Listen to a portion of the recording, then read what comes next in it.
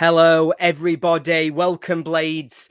This is the Sheffield United way match reaction to our 2-0 defeat away at Brentford. And yeah, it was one of those games where, recently in most of the recent games, it's felt like we've been a bit more united. It's feeling like we are getting Sheffield United back and that we've been competitive. We've been actually able to stand up and really compete in these games that we've been playing over recent weeks.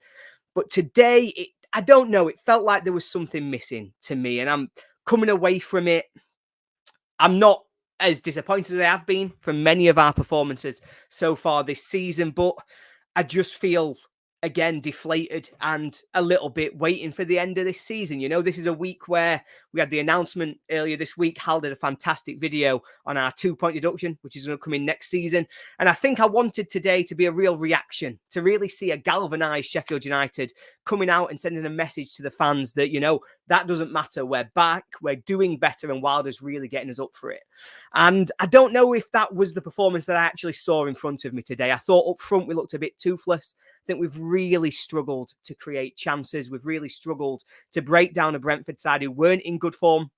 They've not been playing well. They've been struggling themselves. And it felt like an opportunity to get at them today that maybe we didn't quite take. I think particularly that second half, it was one of those where it did just feel like they were getting on top of us and they were coming at us. And we had moments with the ball and we did create half chances. We created what I might call opportunities. But realistically, it always felt as though they were more likely to score than we were. And we just never really looked like we were going to be the team that got ahead. And I can see that Sam thought exactly the same. We just never really looked like we were going to score in that second half, particularly once we'd gone behind. It really felt as though there was no way back into the game for us after that. Now, let's go into the game a little bit because it's not all doom and gloom. We had our moments. I alluded to them there. And so I actually thought we started the game really well. Now, I will be very honest with everybody here today. Nick in the ground has been texting me what his thoughts were as well. So I've got some thoughts coming through from Nick, which I think is really nice to get that perspective from him in the stadium as well as what we were able to see on the pitch. But I do seem to match with him for the most part. I thought the first 20 minutes United actually started really brightly. I thought we really tried to take the game to them. And it did look as though we were going to come out and give the kind of performance that I was hoping for. We really were on top of them. We were the better side. They were trying to hit us on the break, but we were able to control it and cut it out. But then they got back into the game. And I think that's when we really started to see them getting on the ball, coming at United. And I think it's a sign of the first half where there was just no real clear-cut chances. There was one that I can remember, which was Morpay. He managed to get in behind us, take it round Gerbic, but just couldn't quite get it under control to be able to have a shot to score the goal. And that was the main thing that happened through that first half. I don't think, for the most part, either team would come out of that saying that they thought they should have scored. I think it was low quality. I don't think anybody really would come out and say that first half was a classic. Let's watch the Premier League more. But it did show signs of recovery for United. Again, we weren't getting battered. We weren't blown away from home as we have been so many times throughout the season. And so that was positive signs.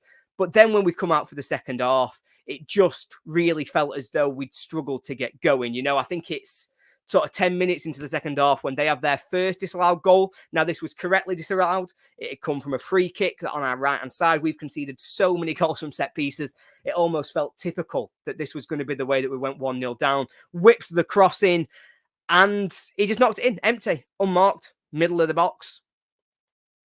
But he was offside. So let's say it was good defending. We held the line. We played him offside. It wasn't my brain explosion that I thought it was going to be at the time, which was really positive. I thought that might give us the opportunity to really come into the game there. We've had the scare. You see so many times teams really start to react to that. You come back out and you then have a go at the other team. We started to do our subs.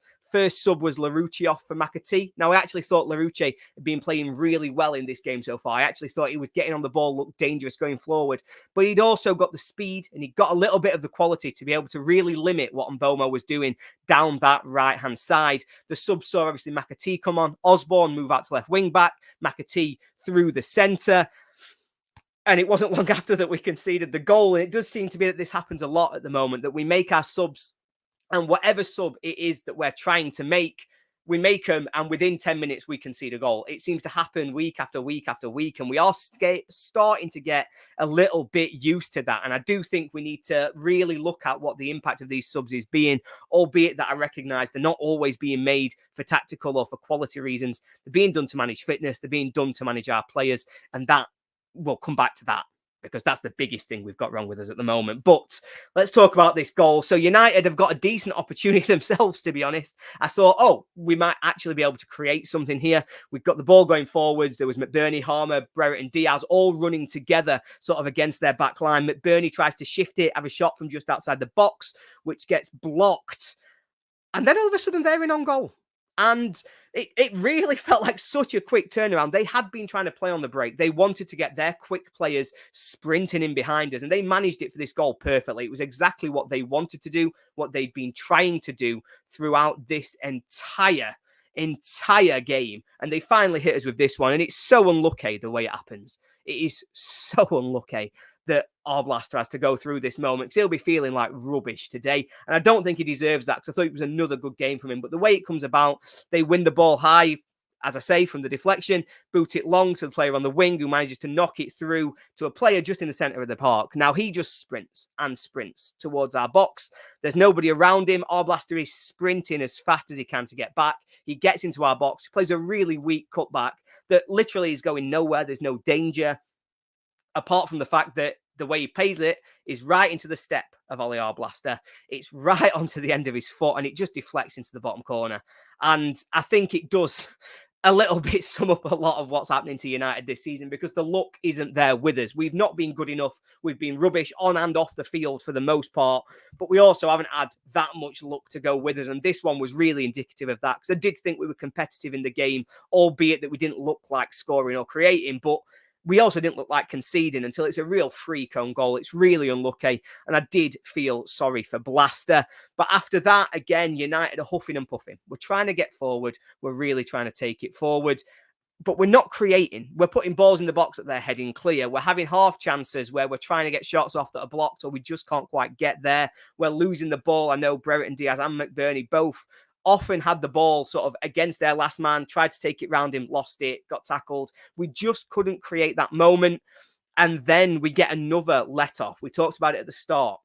They had an offside goal disallowed. They then had a VAR review that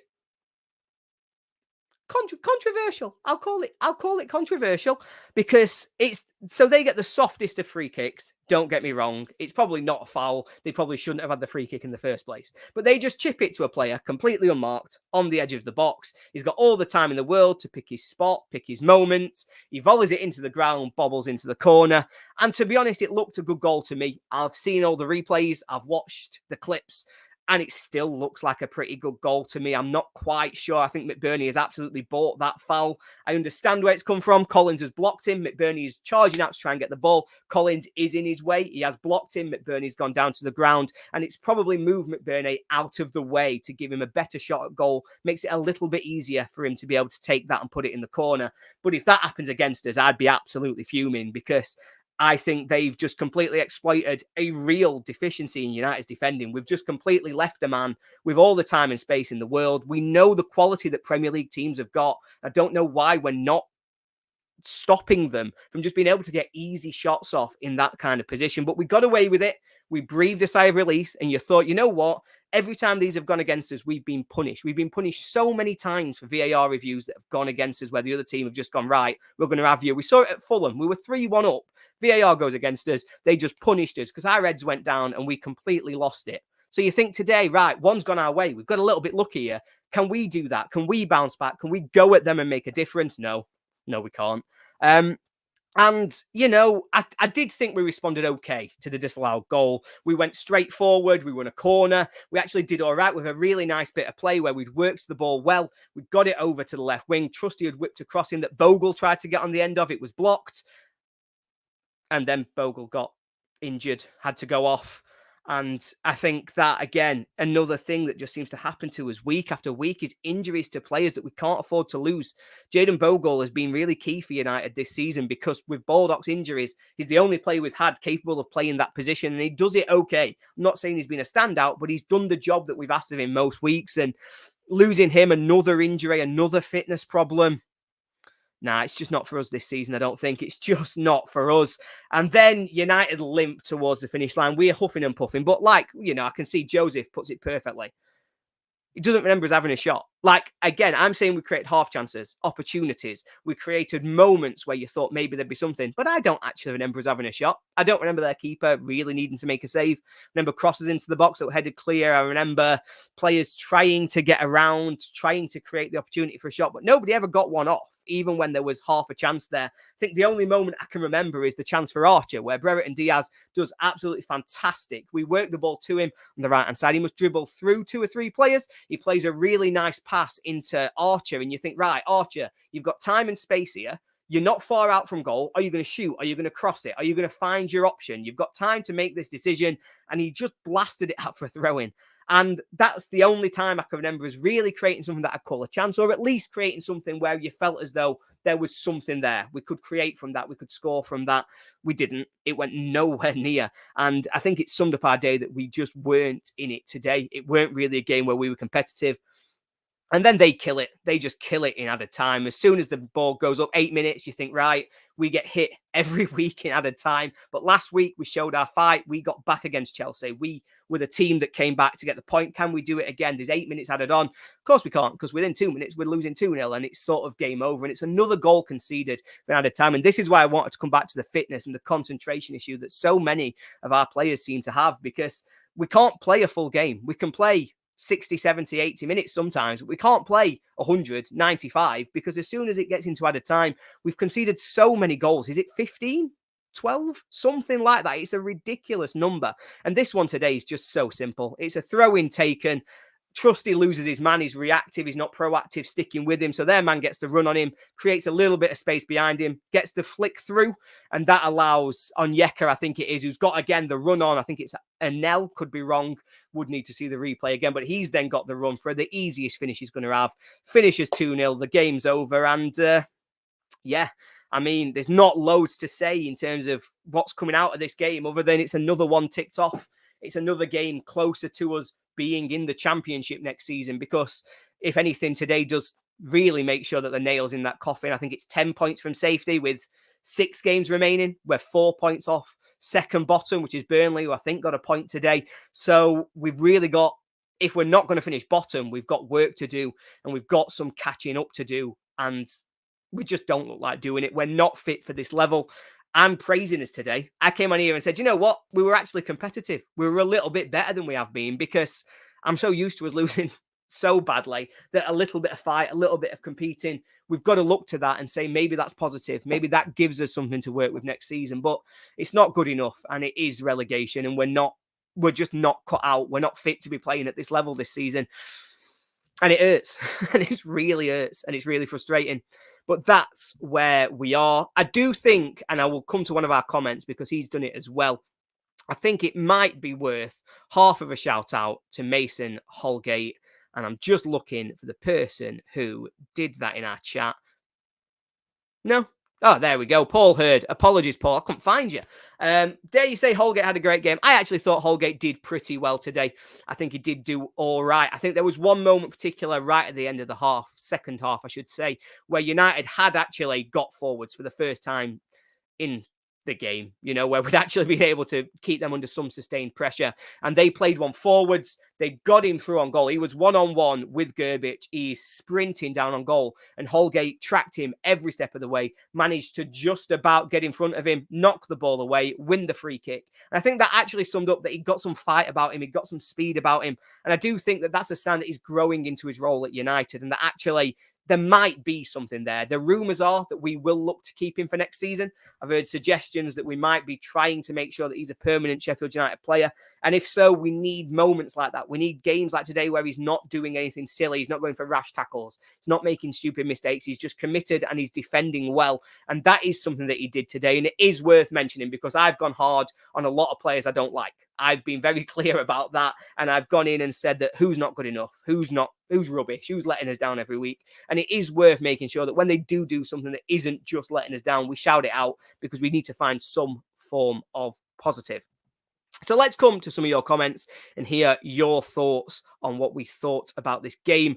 Martin subs, and then we concede as the game went on. We faded, and this is the key thing for me. We do seem to concede after subs so often, but also we fade in games. It's the fitness issues that just let us down week after week after week. And I don't know who's to blame. I don't know if you go right back to preseason and you blame the fitness team, the coaching team who were there in preseason who didn't have us fit for the level. I don't know if it's the coaching team as we've gone through the season, and that's under both managers that haven't been able to get this club, these set of players to be able to fully play 90 minutes every week. I don't know what the problem is, but it's got to be resolved. I know we've talked about getting in a completely new medical team for the club. I know that they've been looking into who we can recruit and what we can do around that kind of work. And so hopefully that's a positive. Hopefully that is something that they're doing. It's not just rumors that you start to see sort of popping up on Twitter, because I think that can only help, because the fitness and how much we are affected as the game goes on is shameful at this stage. I think we've really got to get better at that. And it's just not good enough that we've not got fit enough. I can forgive us not having the quality. I can forgive us not having the skill. I can't forgive us not having the fitness, because that's in our own control.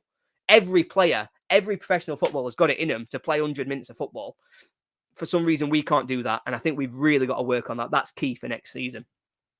Steve looks at what was going on. Again, Brentford there for the taking today, but we invited them onto us and buckled under the pressure. And I think that's fair. I think, again, I was not impressed with Brentford today. I thought that was a really low-quality Premier League game.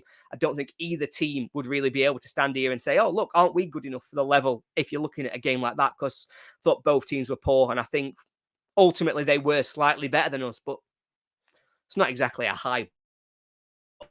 Come on, lads. Sort yourselves out. G Blade 123 fears that we're in trouble next season. He looks at that Sunderland team that dropped 2 leagues in a row. Now, I'm not going to go hard on that, because I do think that there's a chance that United will recover next season. I think if you look at the Championship, I know at the moment the teams at the bottom, the teams in the middle seem to be having crazy results week after week, but I don't look at the Championship at the moment as being a really strong division. I do think there's a lot of rubbish in there, that the teams coming up from League One as well aren't going to be particularly strong. So I do think that we should be able to reset next season. I have to admit, from my vantage point, what I'm looking at on the pitch, what I'm looking at in terms of our development, in terms of how the club's going, I'm not looking at us for promotion. I think there's going to be some time in the Championship, but I think that's needed.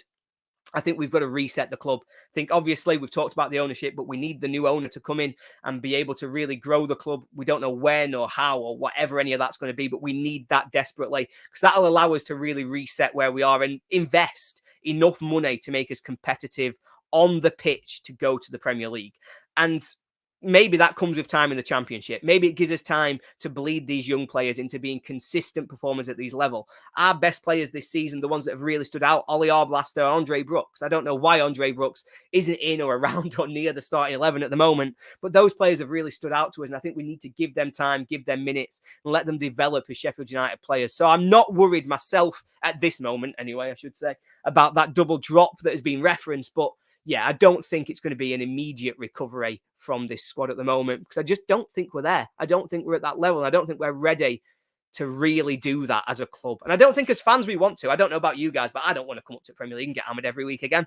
I would rather, when we next come back to the Premier League, we have to be ready for it. We have to be ready for it off the pitch, on the pitch. We have to have a team that's competitive and really ready to do it, because I don't like this feeling. I don't like what we're doing this season. I don't like sitting here every week and thinking, Jesus, we're rubbish, aren't we?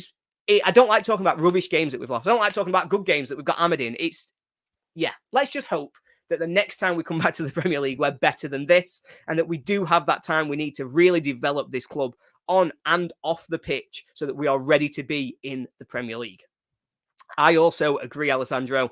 Just so sorry for Blaster. He didn't deserve that today. He had another good game. We should shout him out every time, because he's the positive. The one positive from Sheffield United at the minute is how good Ollie Arblaster is. He did not deserve the deflection. It's so unlucky, and he's going to be a hell of a player and a hell of a player for Sheffield United. So we've got to keep him, build around him, and yeah, let's just hang our hats on what a player he is going to be, because that's the positive story from this season, and it's all we've got to be able to work on and all we've got to be able to develop with.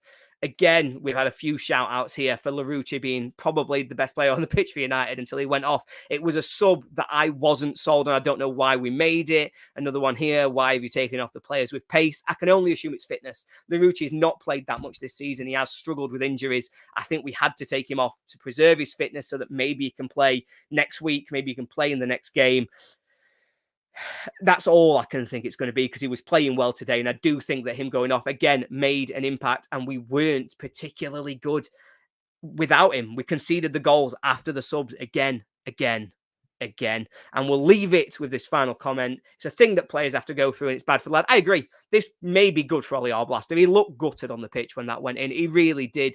But again, he's the shining light of the season. He's the player that we're going to hang our hats on. And he's probably going to grow mentally as a result of things like this that happened today. So, yeah, next week, I think, is the first time we might be able to be mathematically relegated. I could be wrong. Do correct me in the comments if I am wrong. Let's hope it's not. Let's hope we can fight it for at least a little bit longer. We do want to try and stay in this fight. We do want to try and at least claw down Burnley so that we don't finish bottom. I just want to see some positives to end this season. I do think performance-wise, we are getting better. This is not as bad as it's been. This has sounded really down, and obviously I am down. I don't like it when United lose. I don't like it when United are bottom. But the performances have got better from where they were a month ago, 2 months ago. We are showing signs that we are getting back to being Sheffield United. It's just going to have to be a long journey for us to really get back to who we are in the Championship with a real rebuild next season. So thank you very much for joining me for what I'm going to title Group Therapy, because it might at least make me feel better. I hope that you all have really good weeks. And I hope that maybe when we next come to talk about United, we've got some positives. And who knows, maybe we might even win a game next week. We can only hope and dream because that's what we've got to hang our hats on. Right. Thank you very much, everybody. Enjoy the rest of your Saturdays. And yeah, up the Blades, I suppose.